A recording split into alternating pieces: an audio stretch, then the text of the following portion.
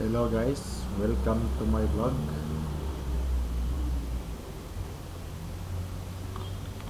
Welcome to my vlog. Welcome to my vlog. So today I will explain to you what I have here, Python code.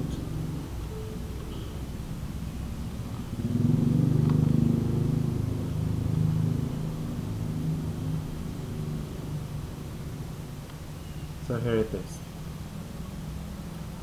I've got here 3 Python codes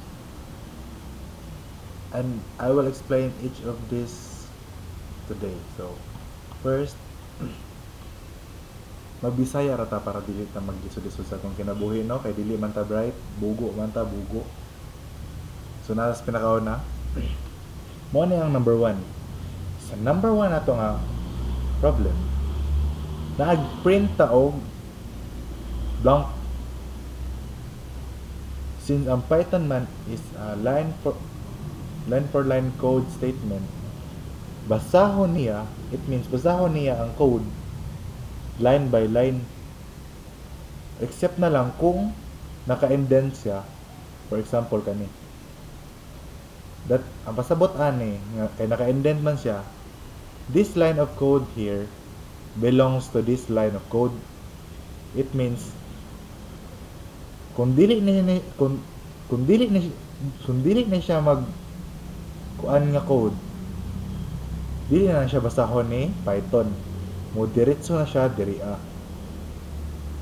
So first, so nagkuan tanaw naatay num variable nga naa siya content nga list. Ang sud sa list kay si Janelle, Tisoy, Guapo, Pogi at Beautiful. So na siya 5 ano, ang content niya is string. So string siya, no, kay nakasulod man siya sa double quote. Then after sa variable na-add tayo dire for loop. So na siya looping, no, for I in num.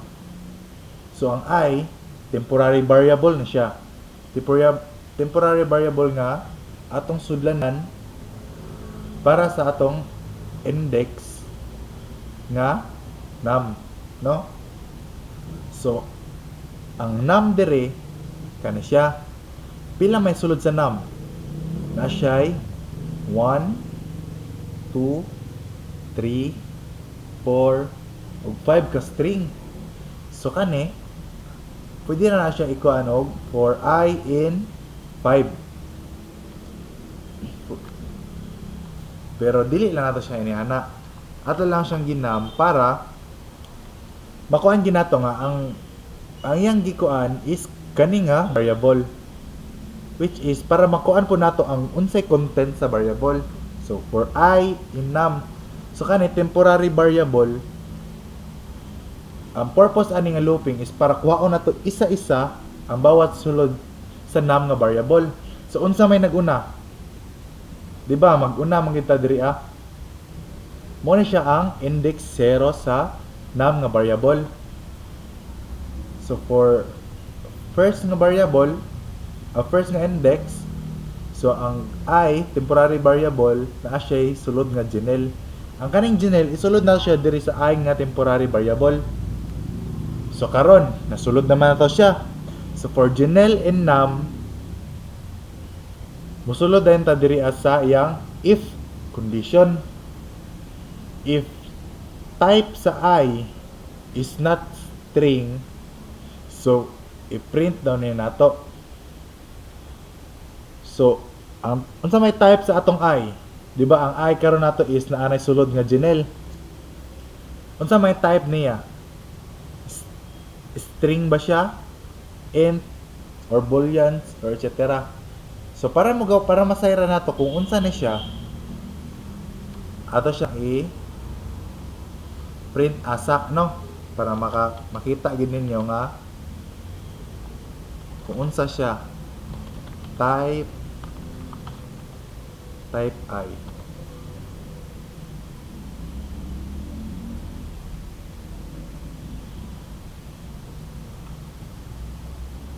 Pero dili na natin siya ibutang sa ibabaw.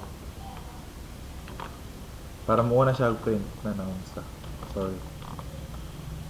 Yan, para muna siya print. Then ako na ipakita sa inyo ang result.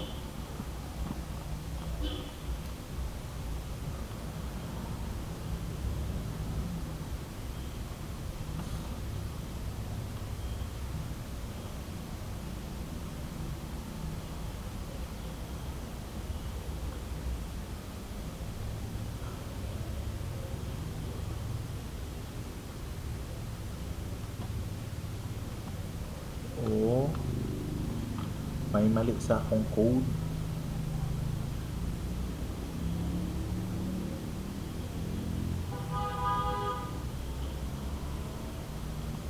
Hindi man siya nagana. So wala niya gibasa ang ano no. Nara. String siya. So string siya no.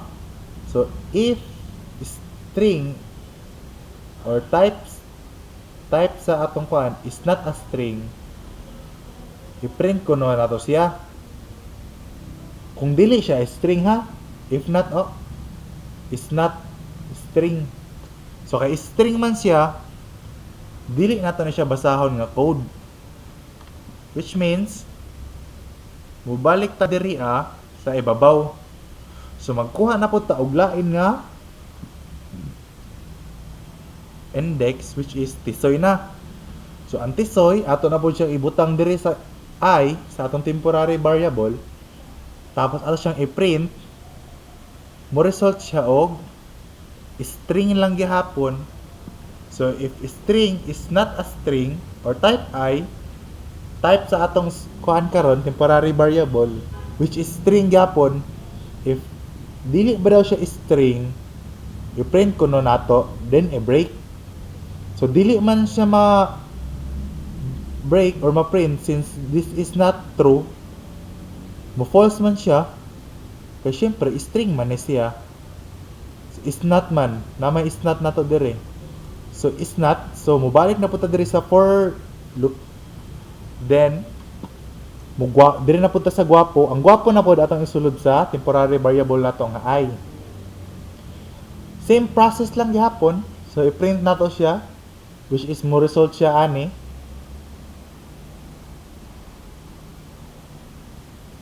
Muna siya ang result niya guys kani siya. Pinakauna katong sa Janelle, then kaning sa Tisoy, kaning sa Gwapo, Pogi at saka Beautiful. So hindi natin maalam no kasi puro siya string. So hindi talaga to mai-execute. That means yung looping natin ay hindi gagana. Kaya ang execute ni Python is itong else. So sa else, meron tayong print wala jud. Tapos print format sa I. Ang ipiprint na I dito yung huli kasi yung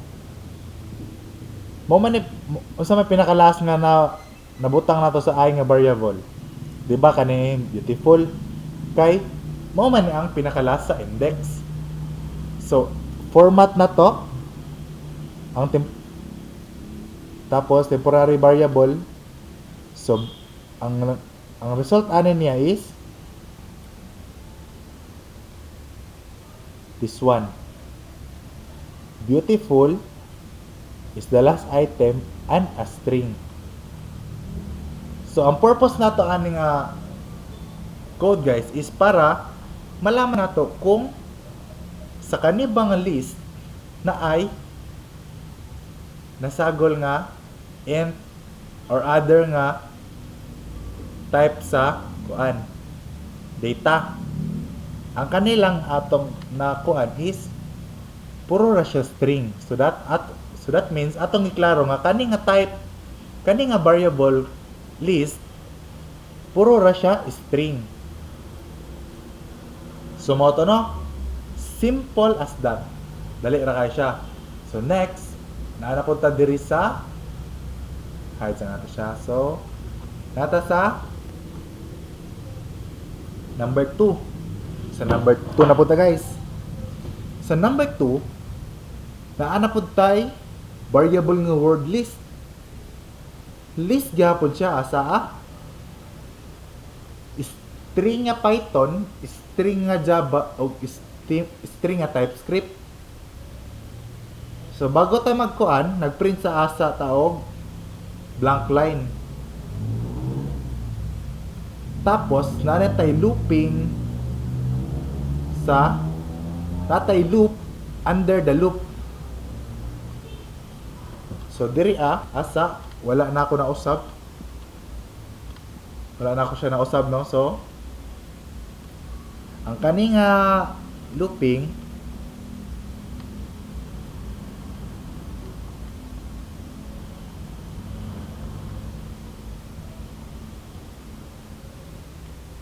break sa asa ta guys, sa kakahion ko. So guys, I'm back, no? Sorry for the short delay. Tawag ng kalikasan ng ating buhay ng mundo. So while na nag-break ko guys, no, ako sang gialisda ng value kay basin ma-plagiarism ta, no.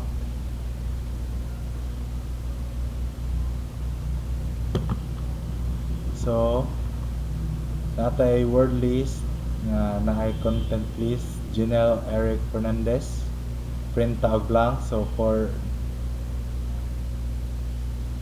short term sa word list, so ako lang gyapon na siyang ibalik as na natong variable as W lang, W. So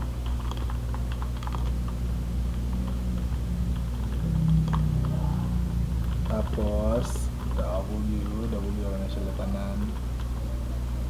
So yan guys, no, for W in word list, so i-print.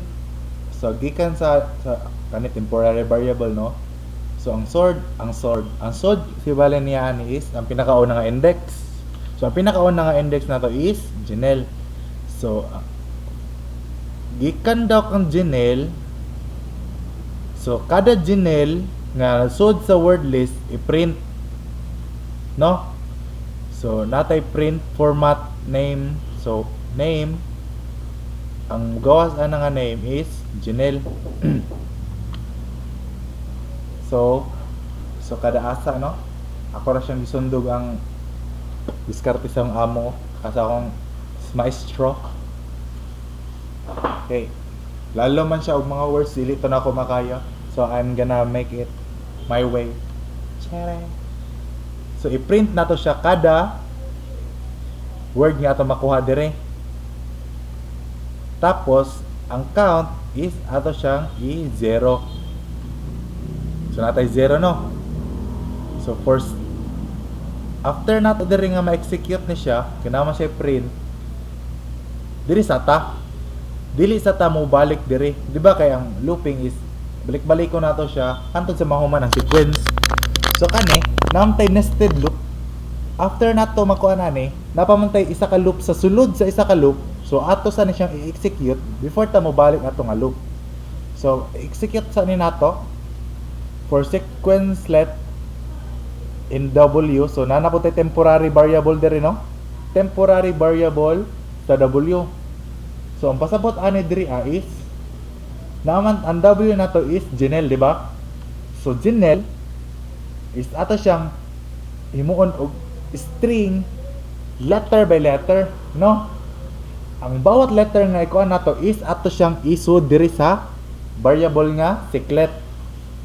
So after nato siya masulod, kada variable nga kada letter nga masud sa seclet sa W, atong increasean ang count og +1. If ang count daw is exactly equal to 4, break. So 1 pa man atong kuan, since 0 man dire, di ba? So 0 plus 1, 1. So ang 1 daw kuno, if ang 1 is exactly equal to 4, i-break na siya. So kay false man ni siya, so ato siyang dili na to ni execute ning break. Ato i-print asa ning the 3 letters formatted siklet. So unsa man letter ang content ani niya? Di ba J? So i-print na to ang J. Tapos balik na punta diri sa kani nga looping. Dili ta diri ngano? Wala pa man tanahuman diri. Pag mahuman ta diri, ay pa ta mo balik diri sa kaning pinakaunang nga kuan. So balik ta diri for siklet in W. So human naman ta sa katong J sa Jinel. So E na pud ta, kanina pud ta. So E in Jinel, so i-count plus 1. So ang count nato di ba ganina is diri di ba ang count nato diri is 1. So ang 1 plus 1 2 na. So 2 na ang atong count. If 2 daw is exactly equal to 4, break.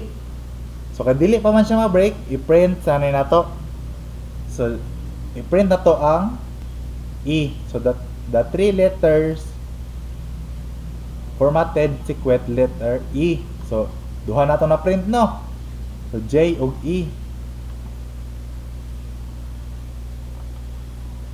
Tapos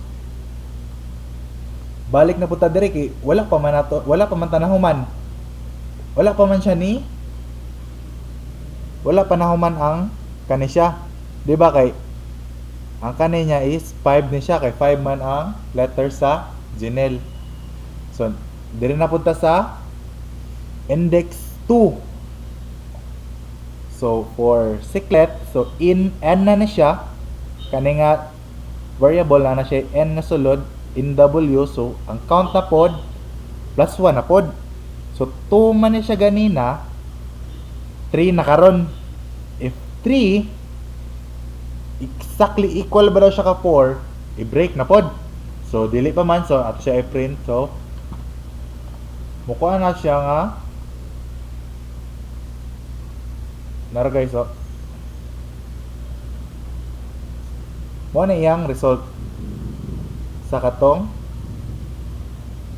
So nakita ninyo no na JE same ra siya, pero ang purpose ani niya is kani kada kuan ko no himuan nato siya og i-print nato ang name tapos kuha na siya letter. Then after nato siya makuha ang mga letter na Fernandez, first 3 letters sa Fernandez FER, mo na siya ang purpose anang line of code. Diri adayon na rin tay code nga for X in word list. So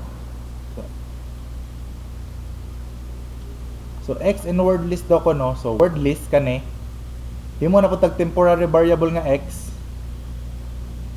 ato siyang i-index na no. Nasa print ang atong index na for X index 0 to 3.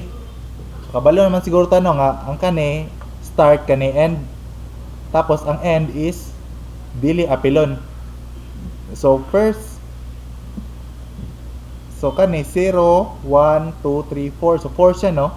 Tapos dili na to apilon ang last. So 0 1 2 lang siya.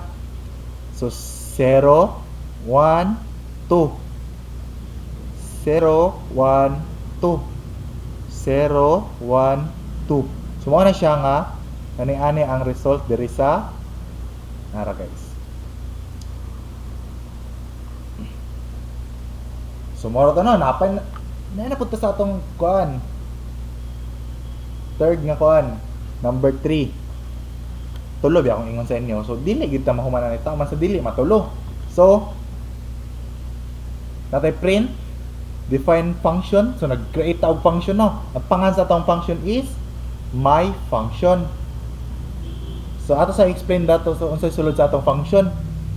So for I in num, print I if I exactly equal to 1. So i-print nato ni siya kung exactly equal. Natay value nga true.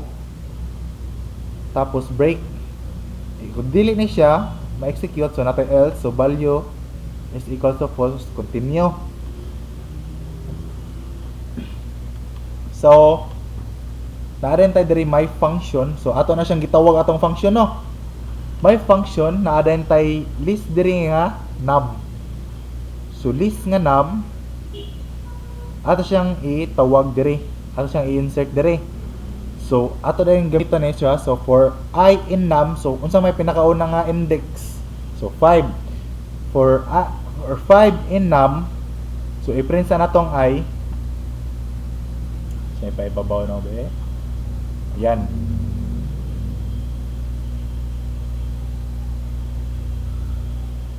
So i-print sa nato siya. So that means kada kuan ato siyang i-print. So if ang 5 ba ko no is exactly equal to 1, i-print daw ni nato. Tapos ang value kay true, tapos ma-break.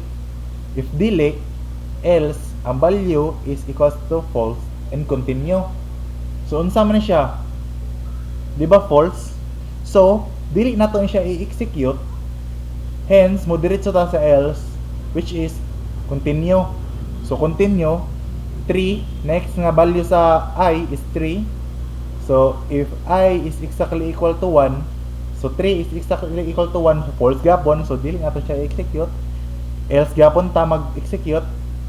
Sunod 69 and so on and so forth hantod sa maabot din ta diri sa 1. So 1 na nato nga value for 1 in num, so print 1. So gi-print sa nato ang 1 una. If 1 is exactly equal to 1, i-print daw dayon nato ni. Formatted siya nga I, so ang value sa I is 1. 1 is exactly equal to 1, so i-print. So ang value na true, break. I-break din nato siya pag ma-true na no. Kay true naman siya, i-break na. So that means dili na nato na siya i-execute, tapos dili na nato na tiwason. Ipakita rin ako sa inyo no ang result. So the list num has a number 1.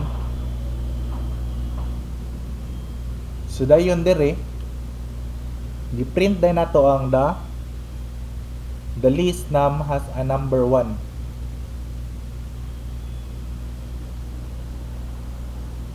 Ay, wrong din siya guys. Dapat dili na siya num. May function na siya dapat.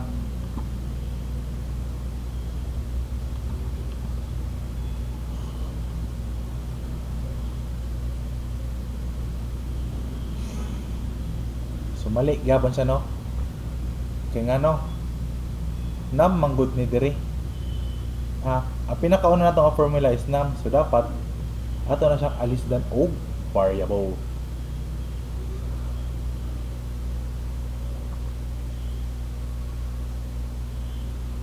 Siya kibali alisdan og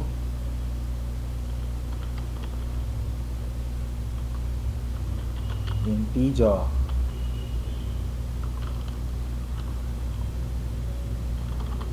Ato na siyang i-number guys.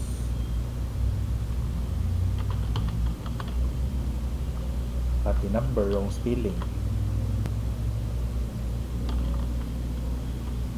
Number, so yan. So not defined daw no.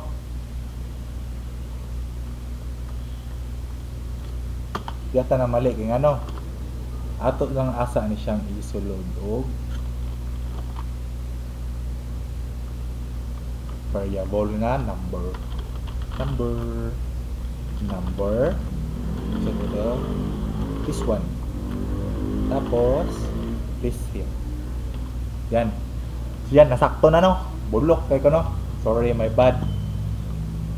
So ang kahit daw nga number sa atong pasul sa function, ato din siyang gi-print. So ang result niya is mo na siya. Yan. The list has a number 1. So kanida siya nga lines of code. Checker siya kung naa ba ang value nga imong gipangita using this formula kani nga function. Checker siya sa kung ang list is naa by content sa value nga imong gipangita. Then nanapod ta isa ka diri ka function. So nag-print asa ta og blank page. Then dawag din nato ang function is even no. So kani nga function is ang purpose niya is to check if ang iyang boolean kung even ba siya or odd. So is even no. From the word itself nga pangan sa function palandaan so is even. So check rin siya kung odd or even. So if num module 2 is exactly equal to 0, return true, syempre. Else, return false. So, giprint din nato, no? Is even, tawag na to ang function nga, tapos, ang number is 7. So, num7, num daw, is 7 divide, or module 2, is exactly equal to 0. Pag true, return true. Pag false, sa else siya mo diretso, which is return false. So, mo rin na siya ang result, guys. Basic ka kayo, guys, no? Yan. Klarong ginato, no, nga? Odd na siya. Even. Ang odd, false. Ang even, true. So, that's all for today, guys. Salamat sa inyong pagpaminaw.